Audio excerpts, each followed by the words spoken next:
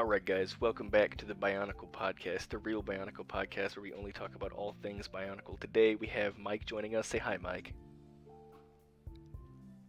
Hey. Alright, awesome. Today we're going to be talking about the best of the villains. The most evilest, beastest.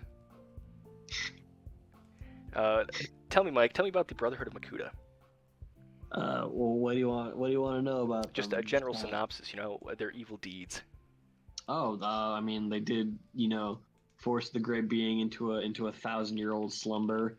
Pterodax did betray his brothers and ultimately kill all of them in order to assume the form of the Great Spirit and thus cast out Mata Nui into the mask and off to Spherus Magna. So he's got all that going for him. Pretty evil group, I gotta say. All right, awesome. Who would you say is their top contender? Who's their big dog? Oh, 100% Makuta Pterodax. He's, he before the rest of them were kind of announced, he was the Makuta. That was like his name. Kind of the issues of power scaling within the series was the fact that eventually that kind of turned into a title instead of a big bad evil name. But yeah, ultimate evil. Basically the Satan of Bionicle, if you wanted to kind of give it to a real life comparison. Okay, and what would you say is like his most devastating power?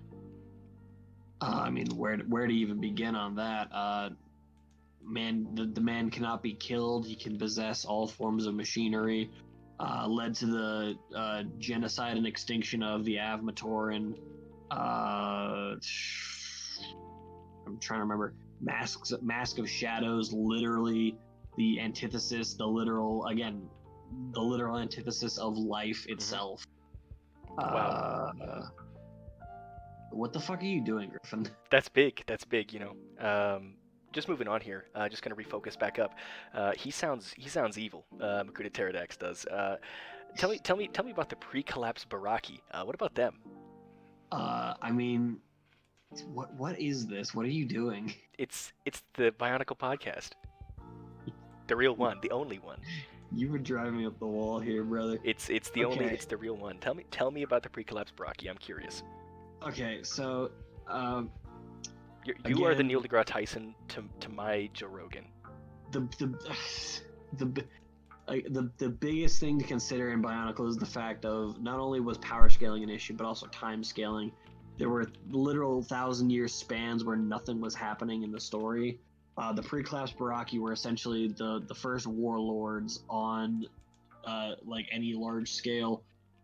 They at one point basically entered into a pact, the 6 original kings. They essentially tried to unify and then take over not only the Brotherhood of Makuta, who were the guardians of the Great Spirit at the time, but then were ultimately, they essentially summoned a being that lives outside of time and space that lives solely to correct events. He literally had to be summoned in order to deal with that.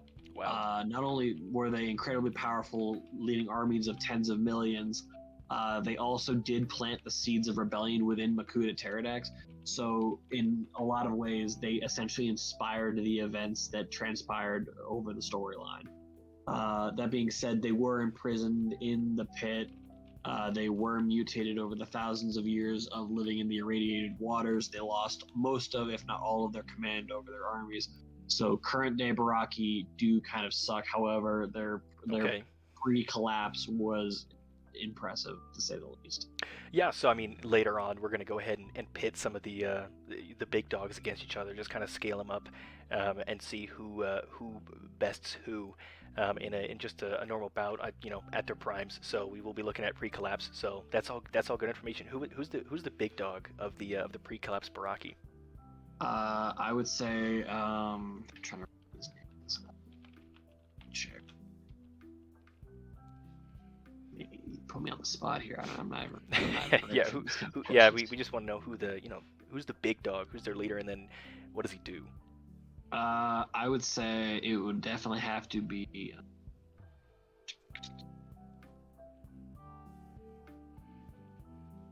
It would definitely have to be Prydak. He was not only the original the original kind of leader of all of these guys, he essentially beat all the other ones into submission to get them to attempt to overthrow the Great Spirit. I'm trying to remember. I mean, yeah, it would have to be Prydak. If you want like a general kind of list of his powers, it's kind of self-explanatory. He doesn't historically he does not have any elemental powers, which is kind of a big thing in at least this part. Okay. But essentially, let's see here.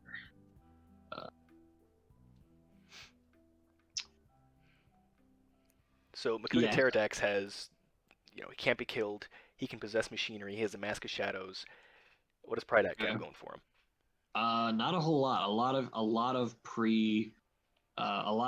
kind of pre-collapse like information about the Baraki has been lost.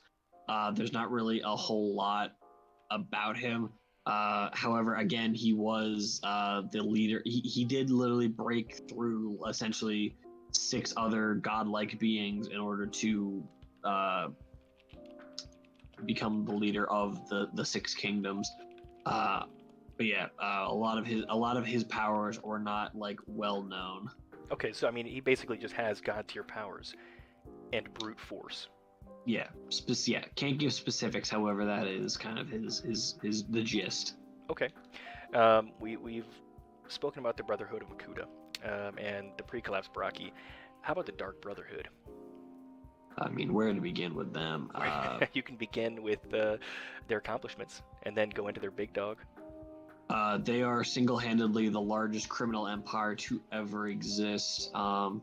Essentially, it's a hodgepodge of different elite species, all kind of working under one person, the Shadowed One. And is he their big dog? Is the Shadowed One kind of the biggest, baddest guy in the Dark Brotherhood? Yeah, no. 100%, he is kind of their biggest thing.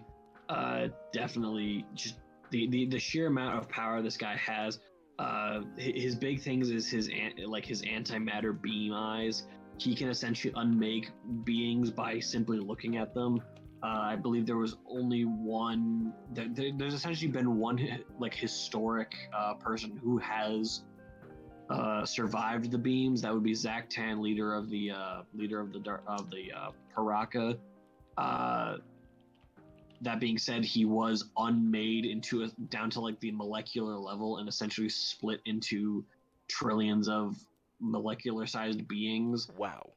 Still alive, so just essentially just in constant shrieking agony. Okay, well, I think you know what question's coming next, Mike. Yeah. If you had to pit 2 of those guys against each other for the GOAT, the greatest of all time, which 2 would it be?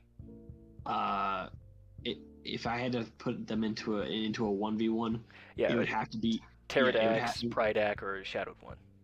It would have to be Shadowed One, and I would say it would have to either be Shadowed One or Pterodax. That being said, Shadowed One probably has the edge from being completely.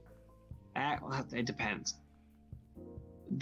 Basically they had one. The 2 of them have had one canonical fight. Mm-hmm. It essentially left the Shadowed One incredibly crippled. However, if I'm being completely honest, I think he probably still has the edge in my mind. The Makuta have kind of a thing where a bit more lore behind them.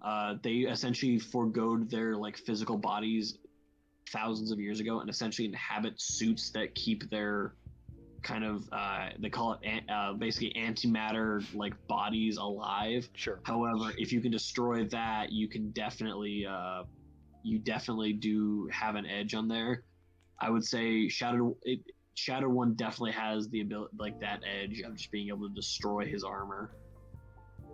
And then, depending on, again, a lot of other factors, could definitely hold him long enough that his antidermis body does expire. It would be close, but I think Shadow One ekes out at the very end. 1v1, no holds barred, kind of prime of their existence. Okay. Well, you heard it here. Shadow One is the beast. What the fuck is this? It's our podcast. It's Okay. the Bionicle Podcast. It's real. All right. Okay, man. All right. Do you have any other opinions on other potential strong contenders from the villains, or I think maybe we keep it at that today. Yeah. Gresh wins. Who is Gresh? Tell me about Gresh. Green Glatorian dude. He's pretty cool. He's a villain though, because Glatorian fucking suck. I don't know who Gresh is. What is he? What are his powers? He doesn't have any because Glatorian don't have any powers. Oh. Would you say that if I were to quote Gresh here, would you just tell me if you would agree with this quote? Okay. If I surrender, I will have nothing to live for. Yeah. How does that strike within Gresh's life? It doesn't really. Being honest, I wish he did surrender because man, I don't like him. Check out Gresh. There he is. There's Gresh. Well, alrighty. I think that pretty much sums us up here. Thank you all for joining the official Real Bionicle podcast with Mike and Griffin. As your gracious host and our lovely guest, Mike, give him a round of applause. Thank you so much for sharing some of your knowledge today. Yeah, sure. All right. Have a good one. Bye-bye.